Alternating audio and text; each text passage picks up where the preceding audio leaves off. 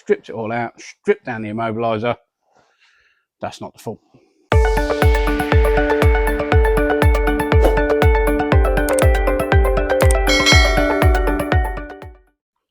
So, got this little R-bar thing. Christian likes this. They pop a quick. Don't know, never driven one. Haven't you? No. It's a pretty thing, though, isn't it? I think Fiat 500 is quite quirky, but I don't know, I like this. I think it just looks, I think blue and the yellow goes quite well with like little yellow seat belts and all that. Yeah. In a bumblebee. And the bumblebee.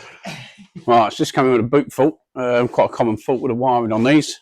So they break the wires in here.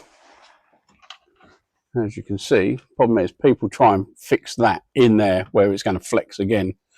So what we're going to do is strip all this lot out, strip all the wiring out, pull it down, and then we'll do repair from in here to in here. So it's got a fresh bit of wiring. So any soldered joints what we put in there are never going to move again. So yeah, so we're going to get all that stripped out and we'll show you when it's done. Wow, look at this thing. So this is a what is it? Not Griffiths, is it? It's a Chimera. Yeah, TVR Chimera. It's come in with an immobiliser fault. It was just meant to be remove the immobiliser to get it running, but this does do central locking. It's only got buttons, which is them things there. So it's going to need some sort of remote locking kit. So I might be able to remove just the immobiliser side out of it and just use the locking system, leave that bit in there. But these are an absolute nightmare. Let me show you what the dash looks like. So I've done a fair bit of work on these before. Basically, they put all the wire and everything, all the alarm and everything in. Then they put these dash panels across.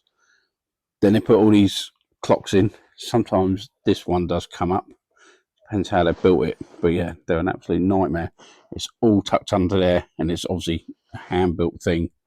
So trying to find where they put the one screw into the fiberglass, and then a lot of the time they put them in there and then cover it with a leather and stuff.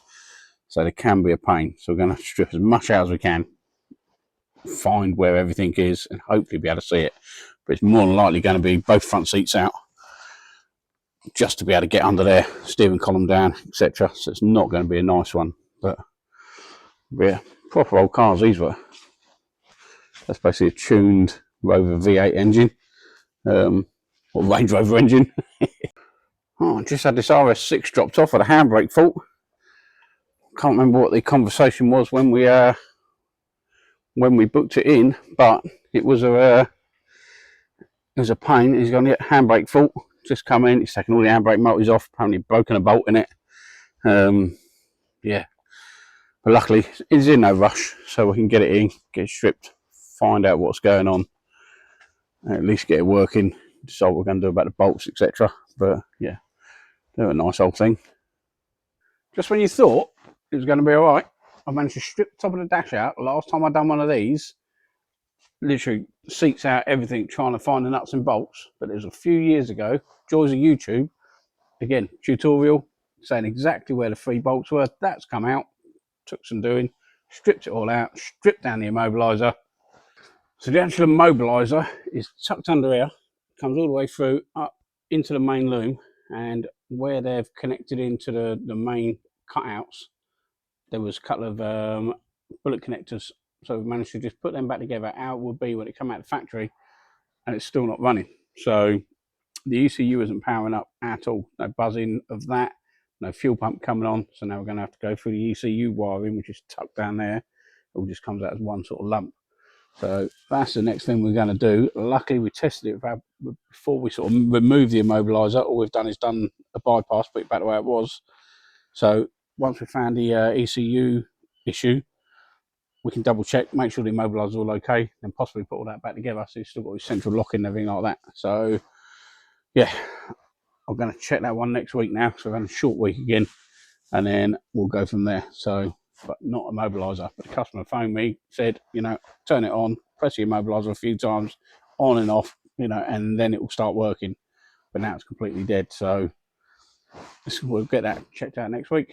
See what happens. Right, so the RS6, put the calipers back on it. We've got 2 control modules.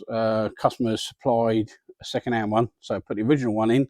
It's got a fault for both motors. That's normally where somebody's powered them up, trying to get them off, blown the module. We've got a second-hand module. We've put the coding into it. Now that's still got an under voltage code, same as this one, but the voltages are all okay. Lives are good, earths are good, everything's good. So have they blown one, tried something else, blown another? They've definitely been tinkering as far as we know.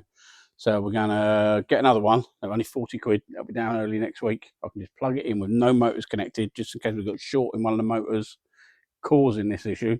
So we'll leave them disconnected, plug it in. If we haven't got any under voltage codes, we've only got 2 motor codes, then we know what route to go down, see what's going on. So no point in going any further, spending hours and hours checking all through that for 40 quid module.